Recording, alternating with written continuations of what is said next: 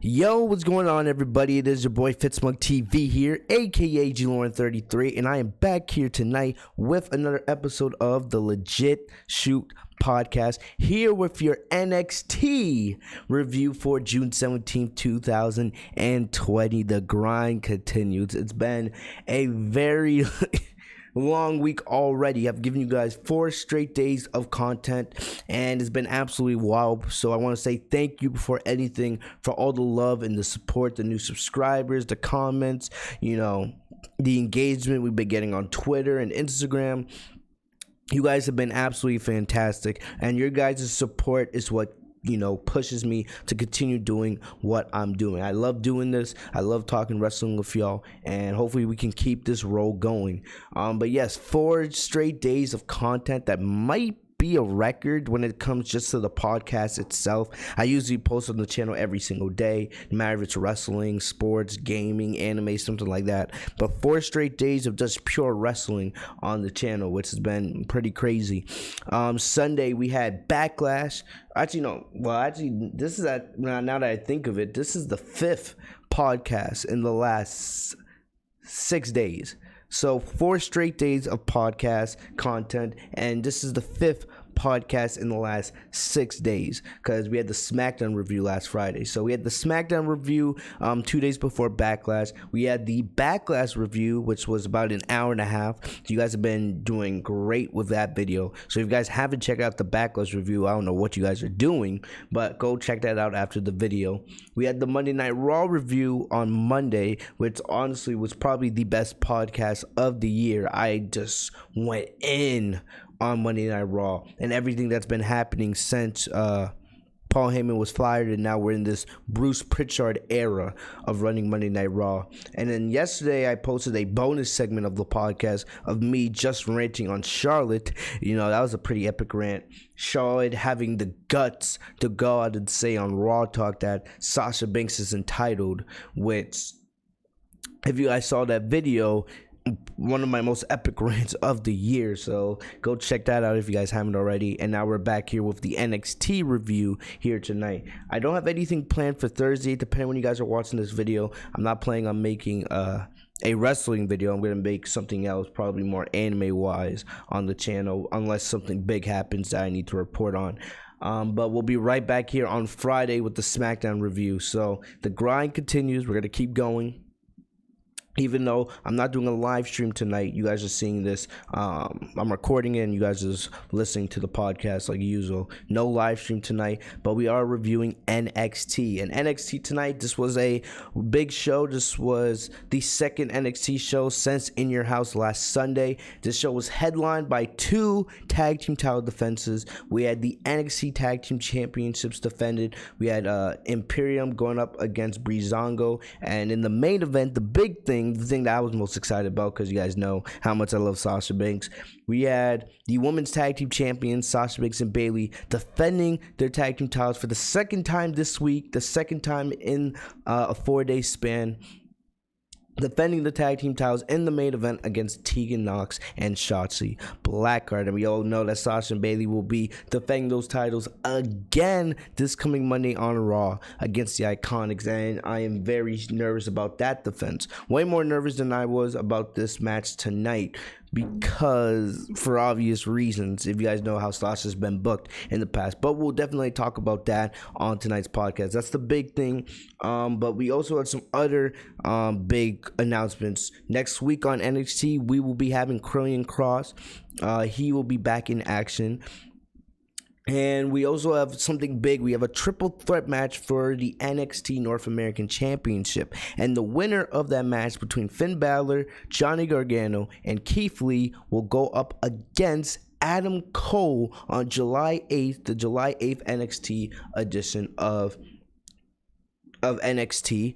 and it will be a winner take all match. So both the NXT North American and the NXT Championship titles will be on the line. So it looks like we're gonna have the potential of a double champion, and I do not know who to go with, because you can make arguments for Adam Cole, you can make arguments for Keith Lee, you can make arguments for Finn Balor, you can make arguments for Johnny Gargano, and you also got to think about, you always have Tommaso Ciampa in the title picture. You always, you have Killian Cross, who they're building up. So honestly, I have no idea who's going to come out of here with both the NXT North American and the NXT Championships. I really have no idea, but it's really exciting.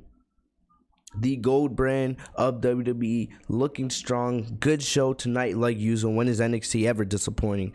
But it was made better tonight just by having Sasha Banks on there. But thank you guys. We're gonna get straight into it.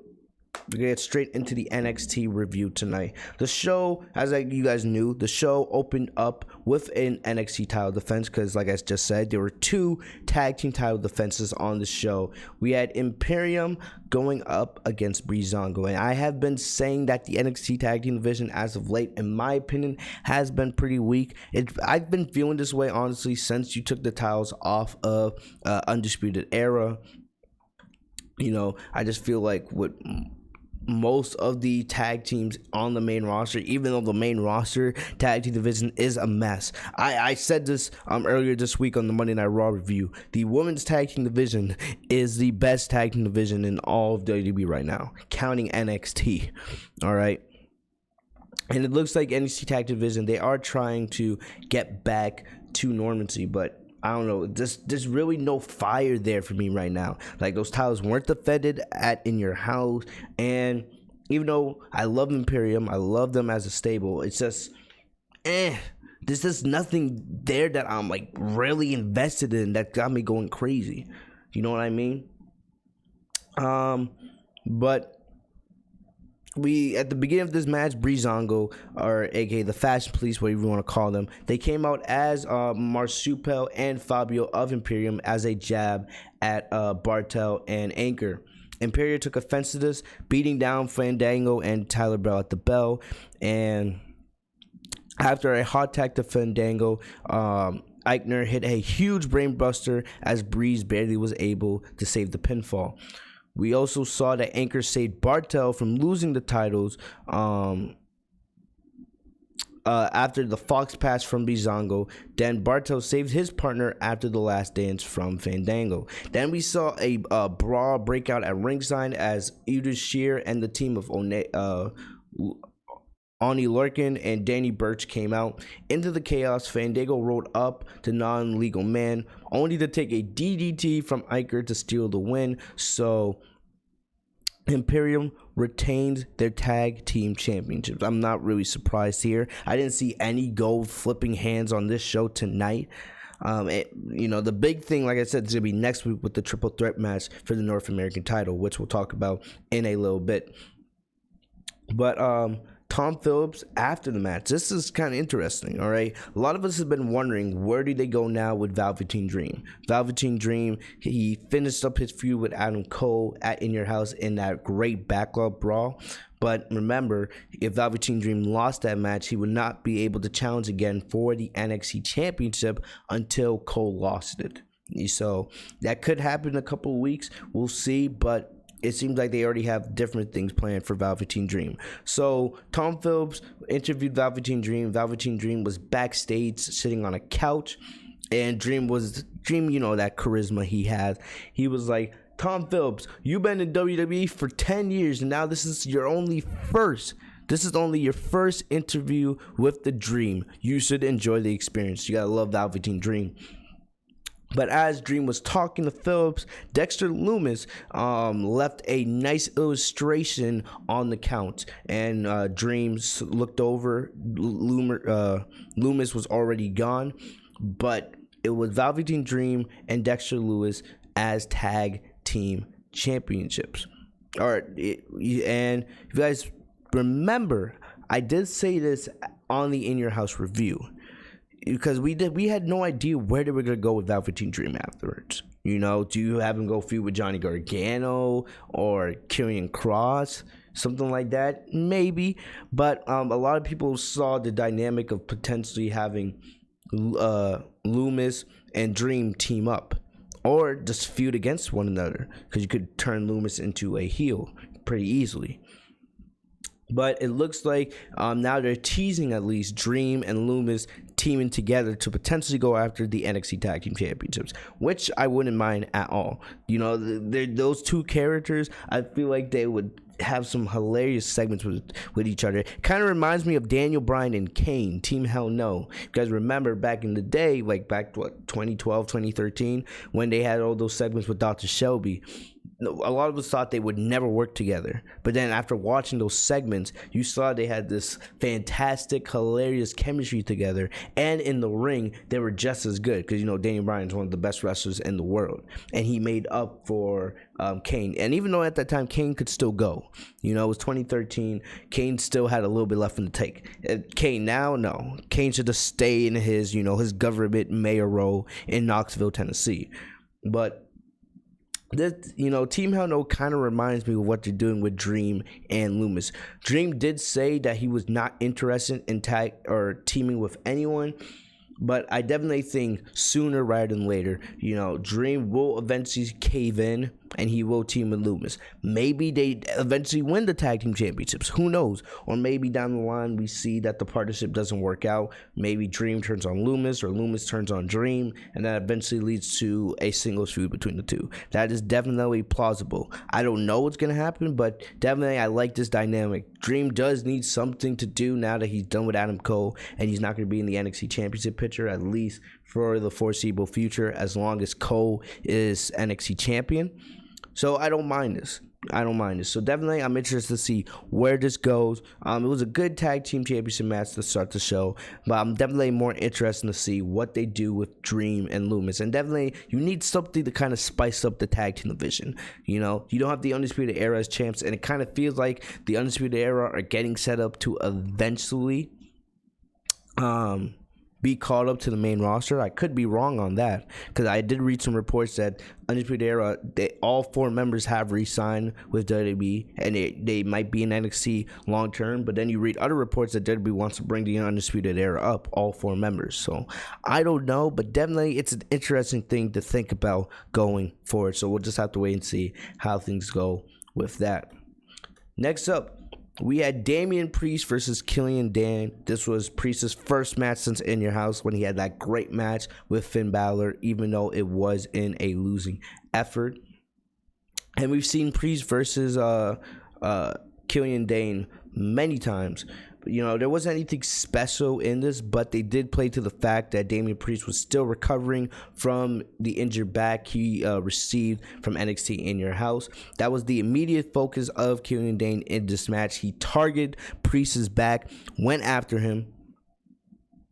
But however, even though Dane did attack that back a lot, Priest found a second win off a surprise crossbody. He used a series of strikes and a big lariat to get back into the action, and then he did a back and forth home stretch. Price hit the Reckoning for the win. 1, 2, 3. So Dane was not happy, of course, losing once again on NXT television.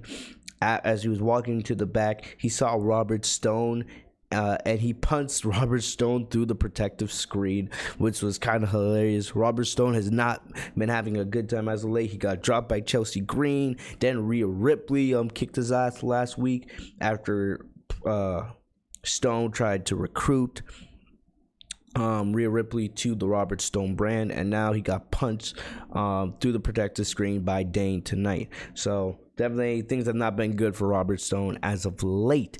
And in terms of Damian Priest, it was revealed that later in the show, Priest had a nice convertible right next to the Performance Center, and when he came back out after his match later on in the night, he found that all 4 of the tires had been slashed, and now they're all flat tires, and he was very angry. But it was revealed that Cameron Grimes was driving by, and he said, would you like me to call you an Uber? So clearly it was Grimes that damaged Priest's car. It has been revealed that next week on NXT, we will be getting a match between Damian Priest and Cameron Grimes. So definitely we'll see what happens with that. All right, moving on. We had Elijah versus Zia Lee. I'm always messing her name up, but this was probably the worst part of the show. This really didn't do anything for anybody. I feel like this was just there to fill in time on this 2-hour show. I would have much rather they have took this segment out and gave a couple more minutes to Sasha Banks and Bayley versus Knox and Blackheart. That the Sasha Banks and Bayley, the tag team championship match, that main event the show, went about, I would say, 15 minutes. It was really good for what it was. It was a fun tag team match, but I would have loved to see it reach that 20-minute mark, and it definitely would have gotten there if you take out this match. This match was nothing special. Nothing special. Robert Stone, you could clearly tell that he was drunk for this match. But we all knew like Elijah was never gonna beat Zia Lee. So what happens is Stone definitely he was suffering from a hangover, so he threw up. My bad. He threw up, and it was weird. It was like green. I don't know what he was drinking, but he threw up butts of chunks in the ring. I don't know if anything got on Zia, maybe a little bit, but it didn't look like much got on her. But it was enough to distract Lee where Elijah got the surprise roll up. So I don't know. This was a waste of time, if you ask me. After the match, there was also a pre-taped segment where they showed Timothy Thatcher. He was torturing new wrestlers in this like blacked out arena. He was like teaching them through pain for how far you can go with technical submissions. He also had his trainees tapping out before lining up for round 2. So I don't know. I didn't care for this part of the show. Like I said, I would have much rather seen the women's tag team title match be given a couple extra minutes instead of having to go through this. I don't really care about Robert Stone and his brand right now. I was a big, kind of high on Chelsea Green.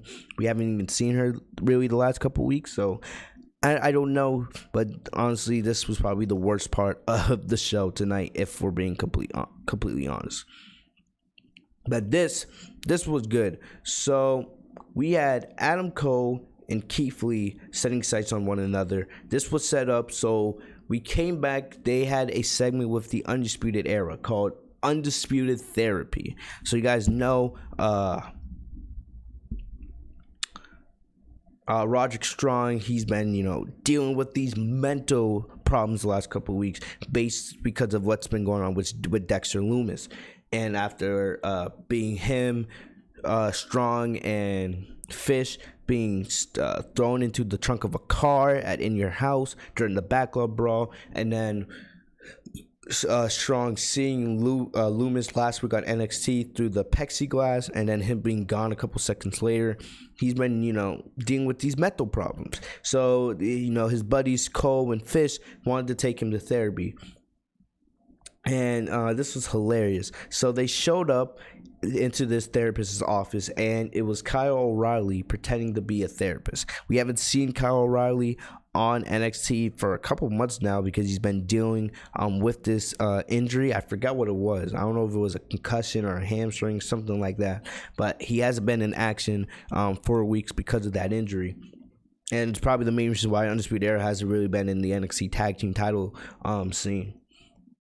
But basically, it was funny. So Kyle O'Reilly, he was talking in this really funny voice, and they're trying to coach Strong through what he's been going through. Strong's trying to get all this stuff off his chest, and then it gets to the point where the members of Undisputed Era, they start arguing. Cole and Fish are saying that Strong needs to face his demon. Strong's like, I'm not ready. And it got to a point where O'Reilly started yelling, he was going back into his normal voice, and it was about to be revealed that it was actually Kyle O'Reilly, but he calmed back down and went back into the therapist voice. So Strong was never, he never actually realized that it was actually O'Reilly the entire time and not a real therapist. So they go outside, and the Undisputed Era members try to help Strong into the back of a trunk, and you know, Strong was about to do it, but then he got scared, and then there's a funny scene of him just running onto the street, just running far away from his buddies.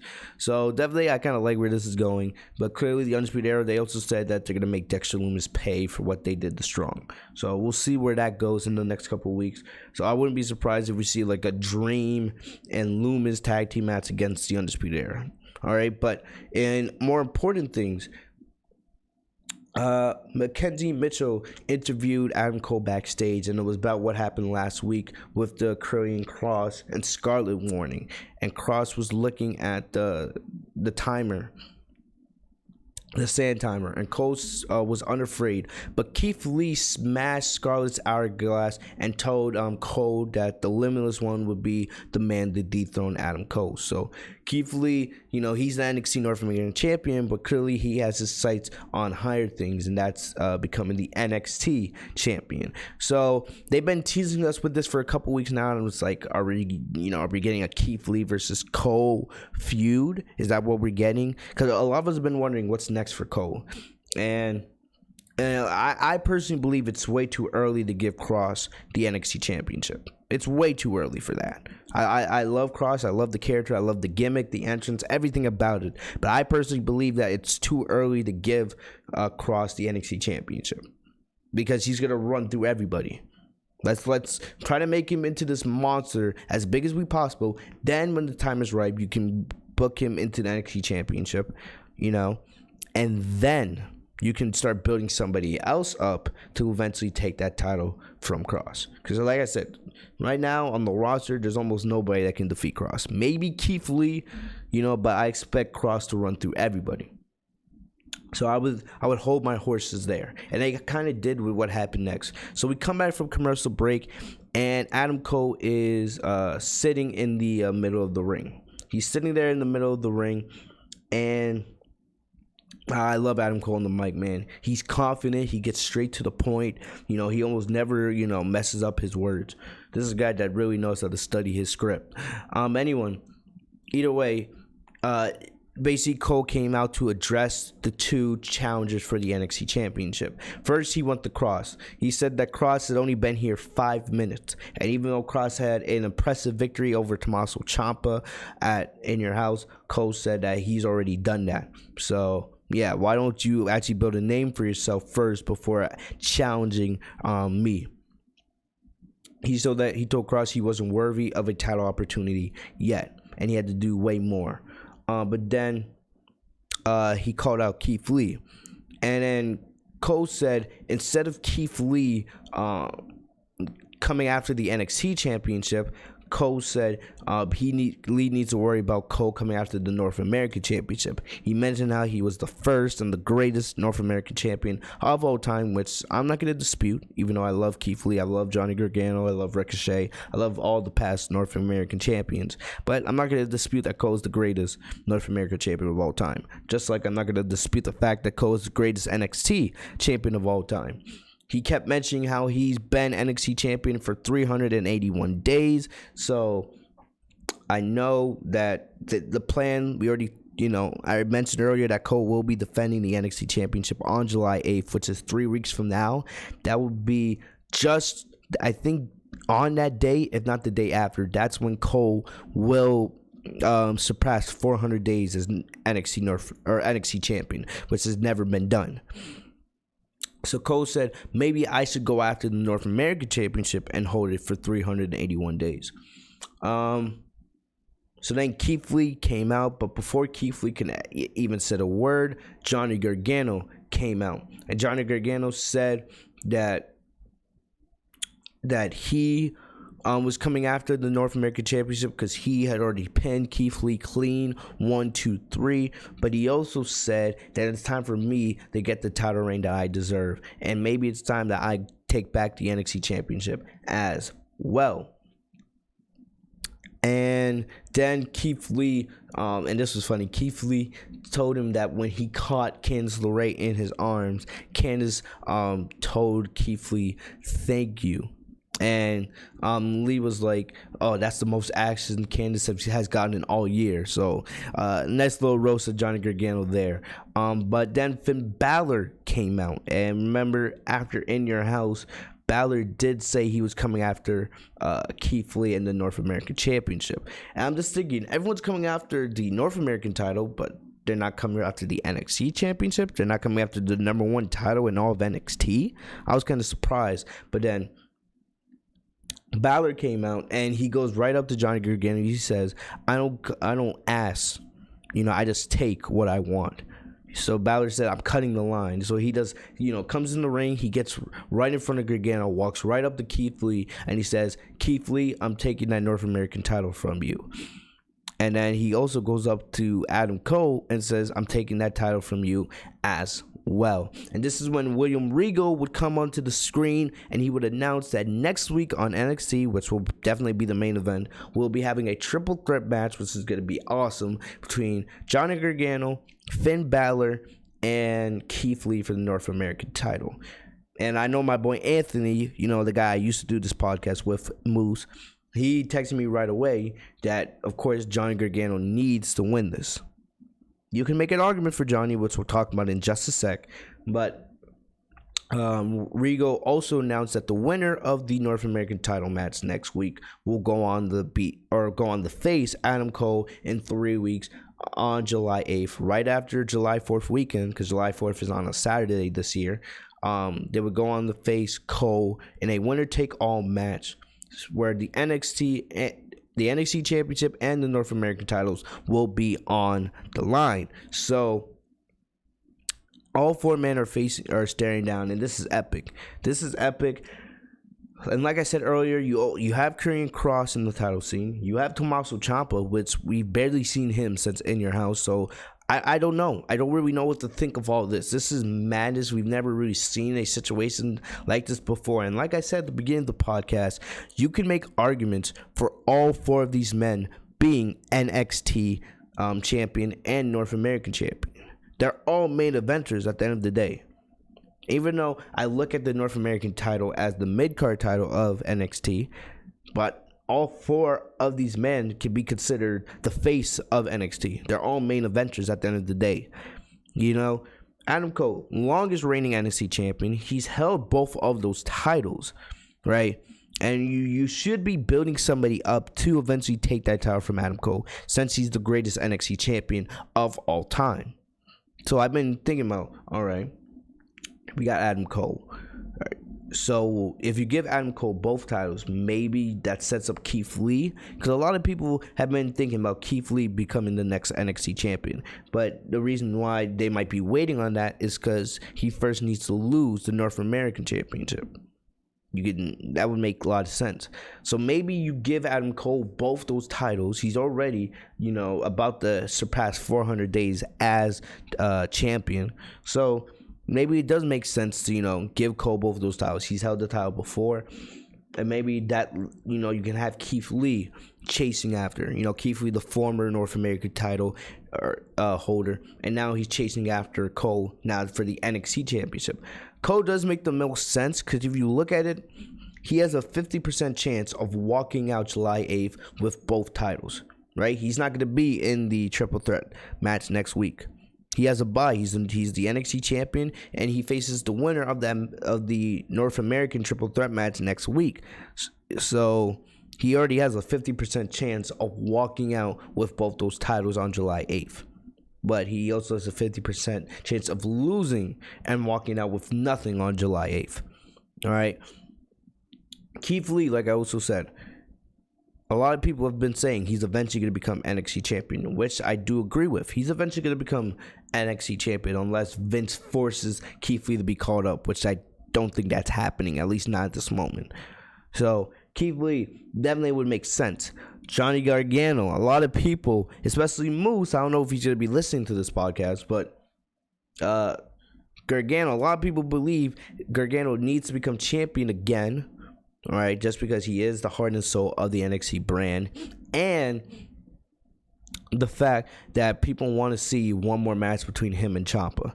because there are people that believe, even though the cinematic match those two had a couple months back, prior to WrestleMania, even though that was great, people believe that they need to have one more big match in front of a live crowd at a takeover in an arena, which I agree with. But the thing is, I don't know. I was like, Gargano's also already held both the North American and the NXT Championship. He said it tonight. He's the only Triple Crown winner in NXT history. So I don't know. I don't know. And then Finn Balor. Finn Balor's, he was, before Cole broke his record, he was the former longest reigning NXT champion of all time. And he hasn't won a title since he's been back. He's been back in NXT since last fall, but he still hasn't won a title. So he's definitely the dark horse in all this. It's like I said, you can go either way with all of these men. You can make an argument for all four of these men. If you're pointing a gun to my head and I have to make a choice, I'm probably just gonna go with Adam Cole because that's the safe bet. Like I said, you need to build somebody up to take that title from him. Some of us thought that was gonna be Velveteen Dream, but I felt like the second they announced that backlot brawl, no. All right. So if I have to make a bet, if I have to make a pick, I'll go with Adam Cole. But I have no problem with either one of these four men being champion. I don't. I love all four. So I don't know. It's definitely going to be interesting to see. I don't even know who to pick next week. So that's why right now I'm just going to go with Adam Cole. We'll definitely see next week what happens. Because we've seen Adam Cole versus Johnny Gargano. They had three of the best matches in NXT history, right? And the thing is, you guys also got to remember, Adam Cole and Johnny Gargano, they're both heels. So even though you could make that work, I don't see NXT going down that route. So maybe I guess you could kind of put Gargano's chances a little bit lower just for that. So then you have to pick between Balor and Lee. But I would love to see a feud between both men. We've seen Cole versus Keith Lee. We did see that one match between Balor and Cole for the NXT title. I think it was last November. Remember, Balor and Cole were both heels at the time. Balor is the babyface now. So I don't know. But if I have to make a pick right now, I'm going to go with Adam Cole because I believe that's the safe bet.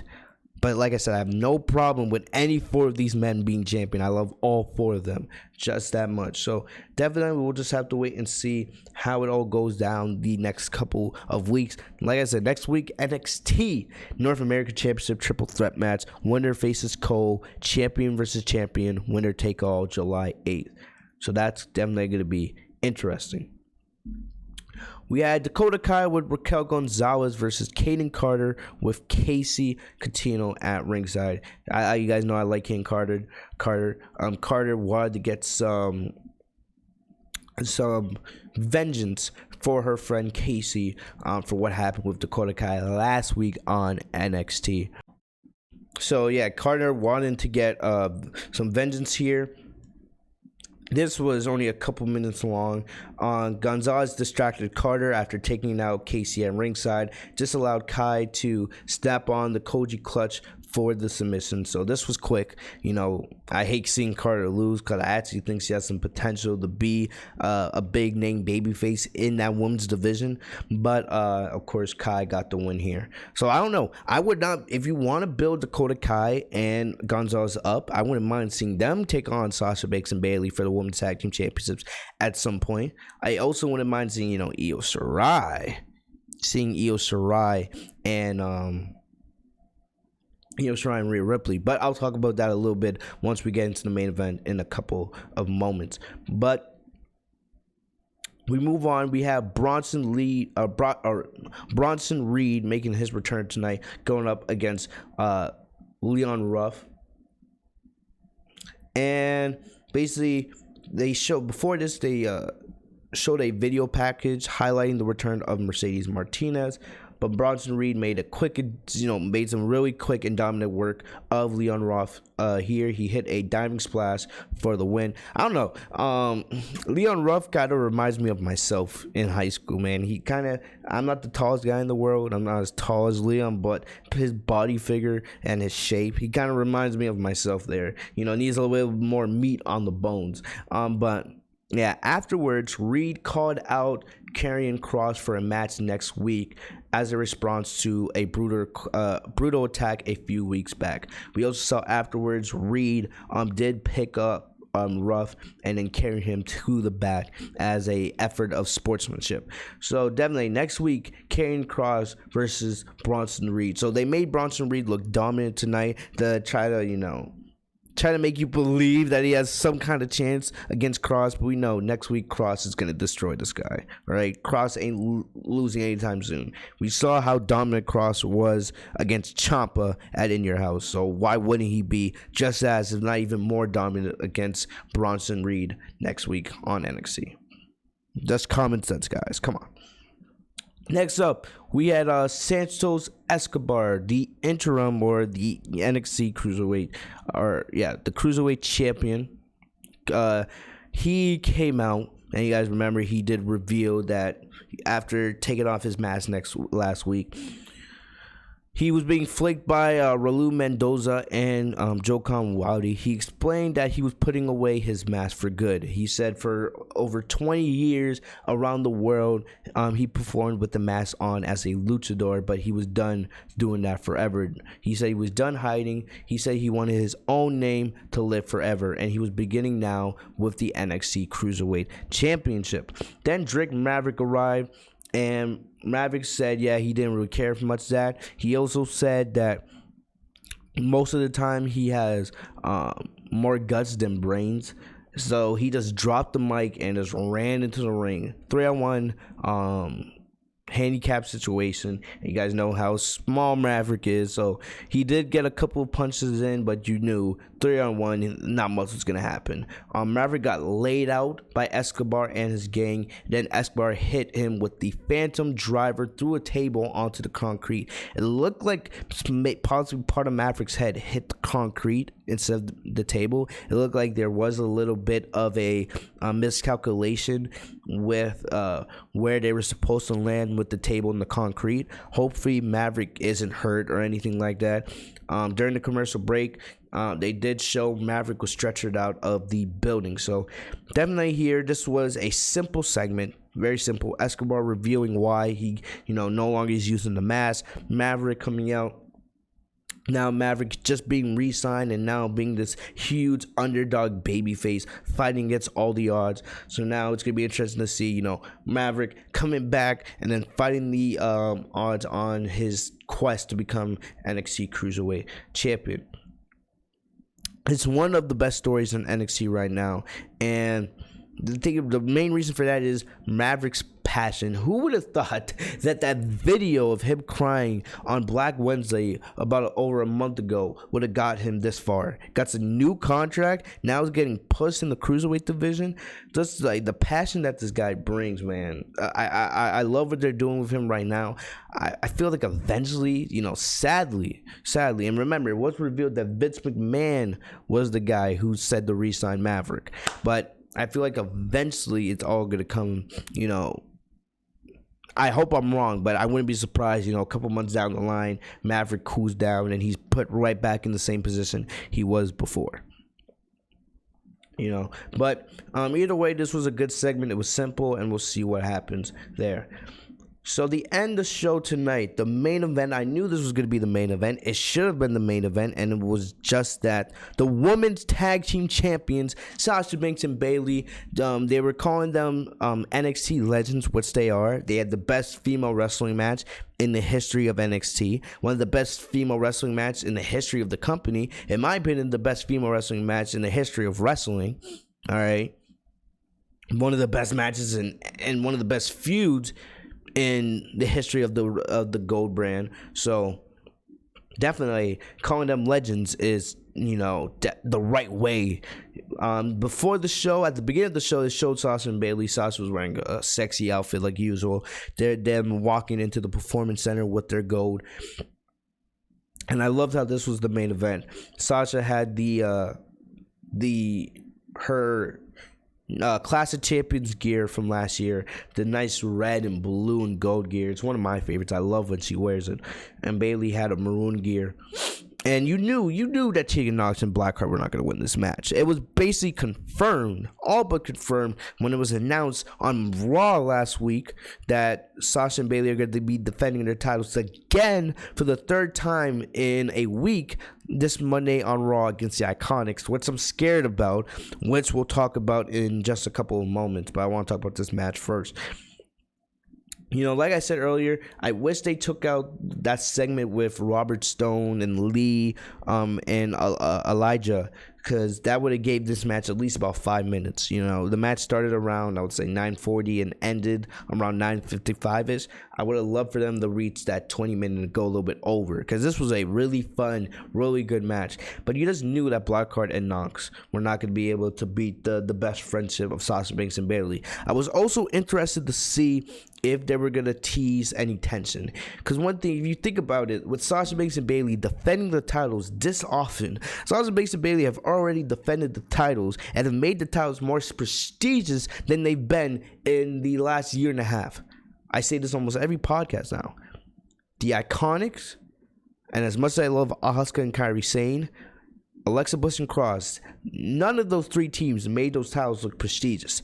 They looked like freaking props on all three of those teams. Sasha Banks and Bayley, in the 2 weeks that they've been tag team champions, have already defended those titles more than the Iconics ever did. And Bliss and Cross, and Asuka and Kairi Sane.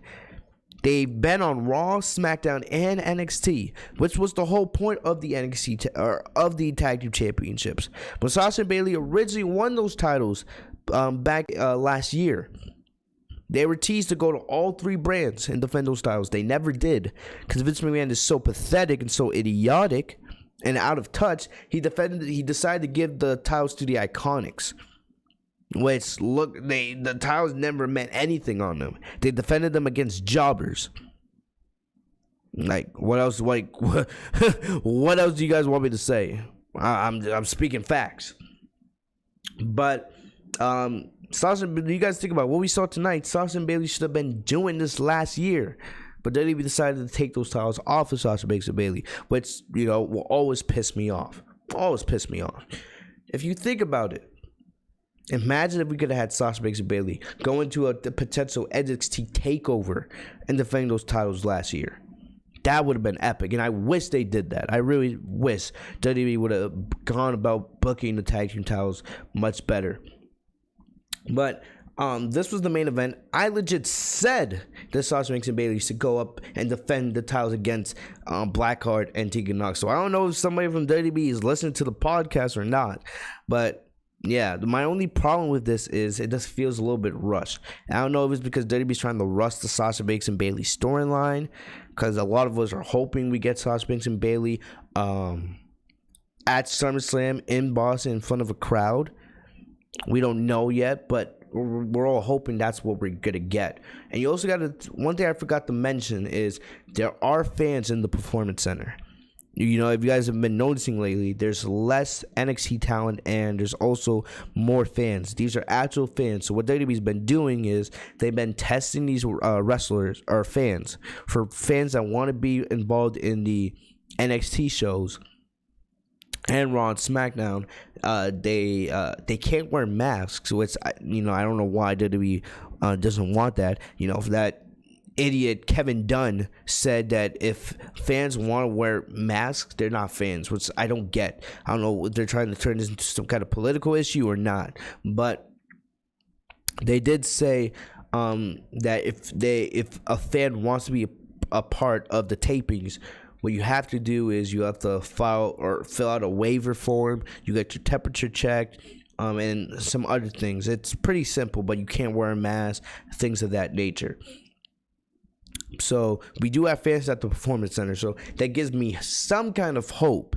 Maybe potentially if they can't get Sasha and Bayley or get SummerSlam in front of a live crowd, maybe if you guys know the Performance Center, there's a bunch of seats. You can fill an entire crowd there, so maybe they can at least do something like that.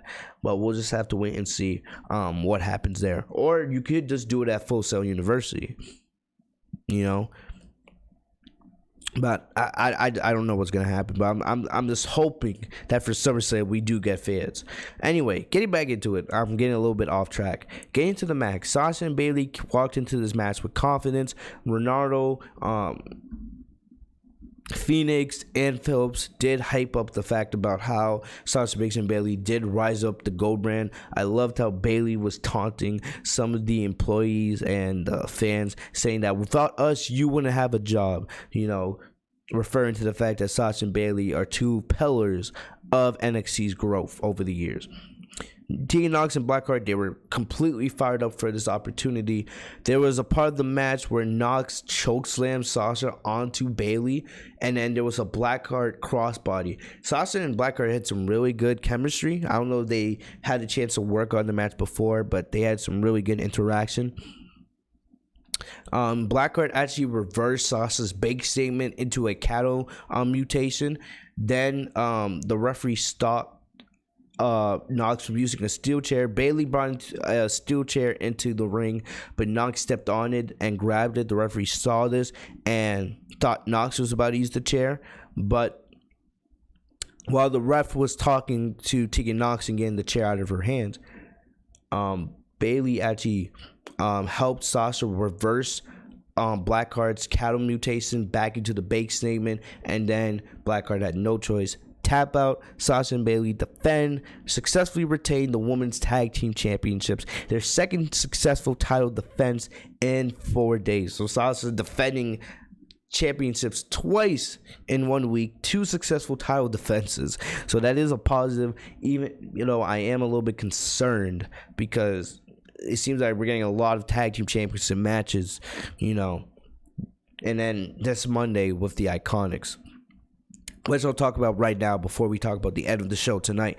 So what happened here is, I'm terrified. If you guys saw the Monday Night Raw review, Sasha Banks, we've ended one curse. Sasha finally being able to retain a championship on the main roster. That curse is over. She's defended the title successfully twice now in 1 week. But now there's another curse with Sasha Banks on the main roster. We got rid of one curse. The other curse is Sasha Banks not being able to hold a main roster championship longer than 30 days.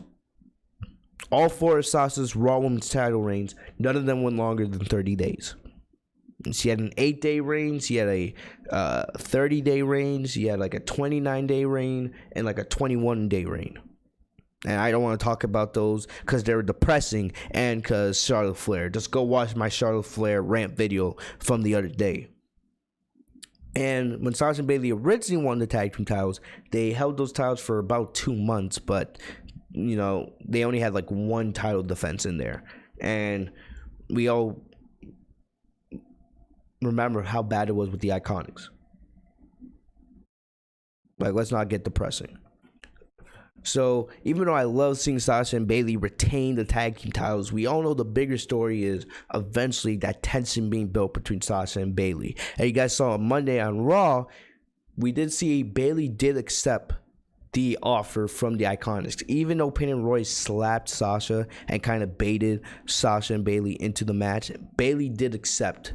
Even though Sasha did say in that promo that the Iconics don't get to decide when Sasha and Bayley defend their titles.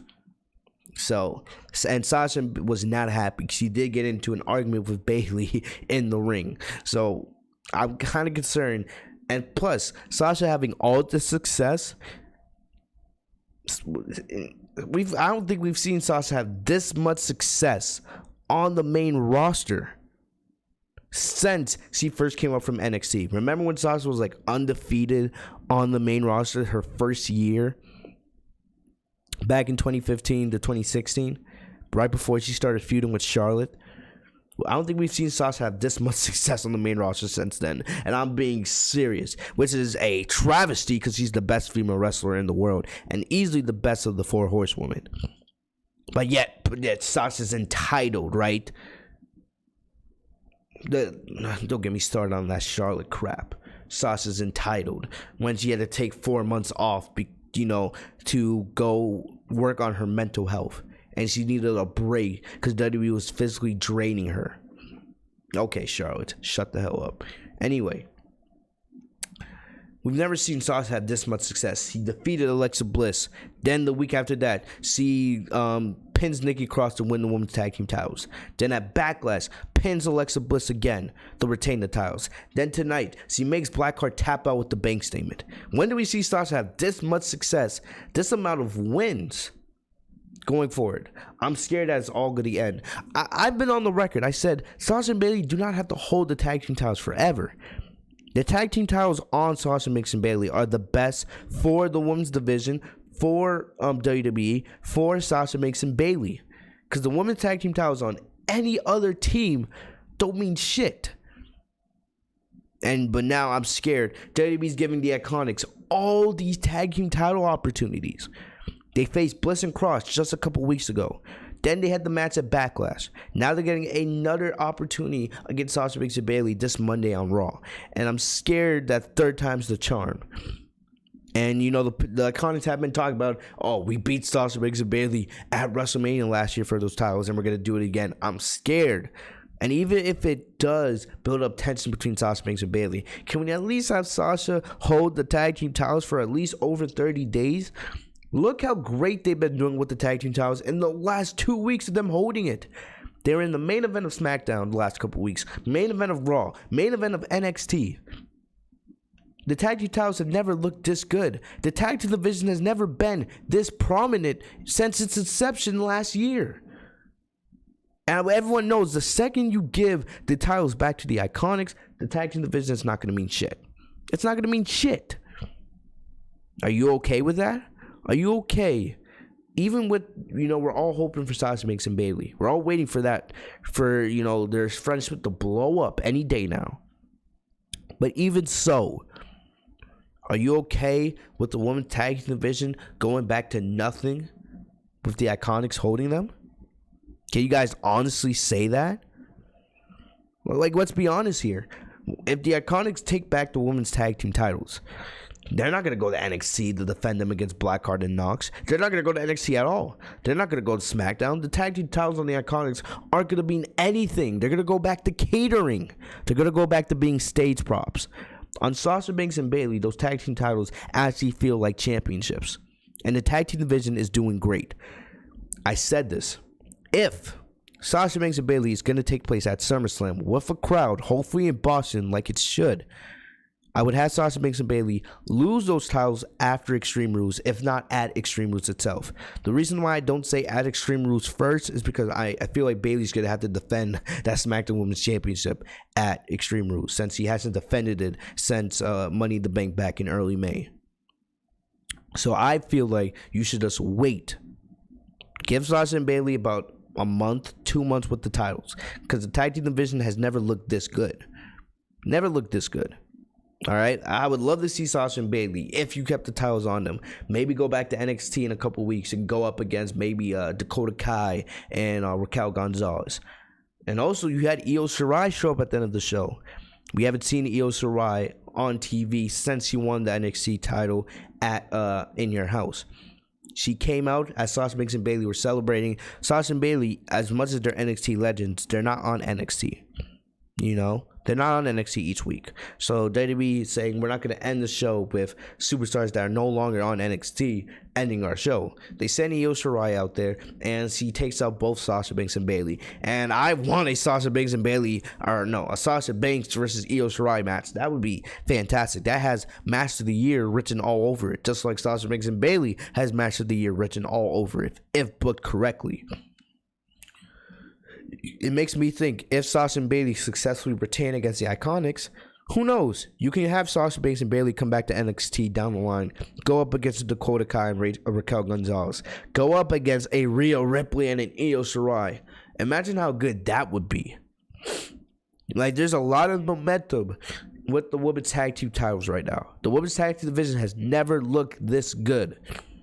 Don't ruin that momentum.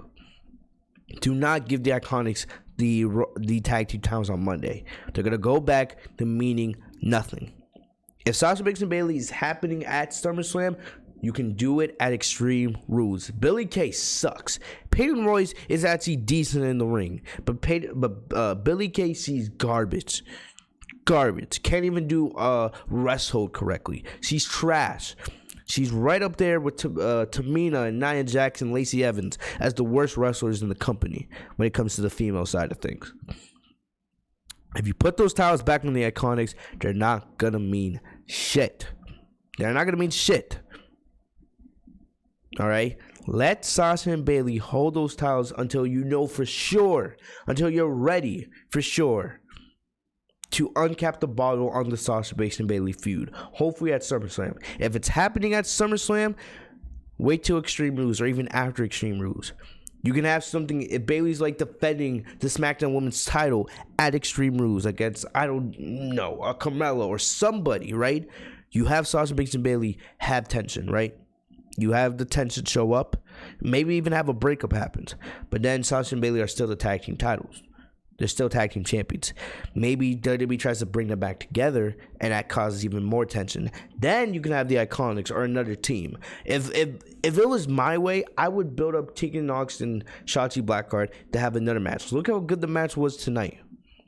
I would build up, one, or you could build up Io Shirai and Rhea Ripley. I don't really care. One of those two teams. I would build up one of those two teams to become the tag team champions because it puts more spotlight on the NXT brand.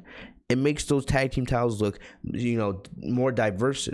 Imagine having tag team champions for the women's division from NXT. That hasn't been done yet. We've seen the women's tag team champions flip-flop between Raw and SmackDown, between these four teams. What about now giving them to an NXT team?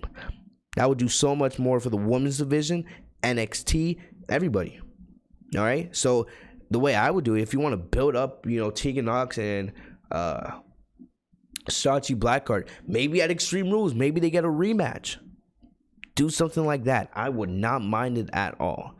But don't give the titles back to the Iconics. I would rather you give those titles back to Alexa Bliss and Nikki Cross and give them back to the Iconics. And you guys know how I feel about Alexa Bliss. So if you guys see what I mean, let me know what you guys think in the comment section down below. But Io Shirai comes out. I'll make a couple quick notes on Io Shirai. A lot of people have been wondering, what do they do now with Io Shirai? Remember, the plan was, the reason why they didn't have Io Shirai pin Charlotte Flair, because WWE wanted to make Charlotte Flair look strong. Even though you guys know the problem I have with that. You guys see my rant. I'm tired of Charlotte Flair. I'm tired of seeing Charlotte Flair in the title scene. I think we all are. But the plan was that WWE was going to give us a Charlotte Flair versus Io Shirai rematch. Here's the thing. We have not seen Charlotte Flair on NXT since In Your House. Since it's been reported that WWE is going to be building Charlotte to go up against Asuka. And you guys know I'm terrified that Asuka's going to lose another title to Charlotte Flair. But now it seems like those plans for a Charlotte and Io Shirai rematch, since it looks like they've been scrapped. What's next? What's next for Io Shirai? I did say I would be a fan of them building up, Rhea Ripley. Because Rhea Ripley, let's be serious here, she should have never lost the NXT Women's Championship. Should have never lost that title to Charlotte Flair in the first place. So it would make sense to have Rhea Ripley build up, but maybe they should wait a little bit. Maybe you build up a Chelsea Green or a Mia Yim. You have all this talk of potentially Johnny Gargano becoming a double champion again, right? Johnny Gargano's saying, him and Candice LeRae are going to become the first ever couples champion. Candice LeRae versus Io Shirai. Candice has been in NXT forever, and she barely gets any NXT Women's Championship shots. So there's names there for Io Shirai to face. But it's been 2 weeks now. This is the second NXT since In Your House. And we have no definitive challenger for Io Shirai. I just gave you guys about 4 names. You guys have Mia Yim, Candice LeRae, Rhea Ripley. I'm forgetting Chelsea Green. I'm giving you guys 4 names right there. If I'm WWE, I would go down that route. Start building somebody up for Io Shirai. All right, but like I said, I would not mind having Sasha Banks and Bayley come back down to NXT, go up against a Dakota Kai and a Raquel Gonzalez or a Rhea Ripley and Io Shirai. Those matches, that's all I got to say to that. Those matches are fire. But Sasha Banks and Bayley successfully retained tonight in what was a really good match with Dakota Kai. Or not Dakota Kai, Tegan Nox, and Shotzi Blackheart. That's about it, guys. We went about an hour, which I'm kind of surprised. My NXT reviews usually are never this long. I usually keep them to about 30 to 40 minutes. But either way, when I'm talking about Sasha Banks, you guys know I get a little bit carried away. But NXT tonight was a really good show. I didn't watch AEW Dynamite. I'll probably go check out the highlights after this uploads. But either way, man, thank you guys for joining me here on the Legit Shoot podcast. Hopefully you guys enjoyed the NXT review here tonight. If you guys haven't already, like, comment, subscribe, enable notifications by clicking the bell next to my name, Fitzmonk TV, so you guys are notified every time I post a new video. Also follow me on social media. That is the easiest way to talk to me about wrestling, anime, stuff like that. Twitter, Instagram, those things are in the bio down below. Thank you to all the Spotify, Google Podcasts, Apple Podcasts. Thanks to all the listeners. No matter where you guys are listening to the podcast, thank you guys so much. Go check out all the other reviews we have on the channel. Check out the Backlash review. Check out the Monday Night Raw review. Check out my Charlotte Flair rant from the other day. Lots of content for you guys if you guys have not been listening as of late. Too good. But once again, guys, thank you guys for everything. I'm going to get out of here. Stay safe and healthy, guys. I'll see you guys later. Peace.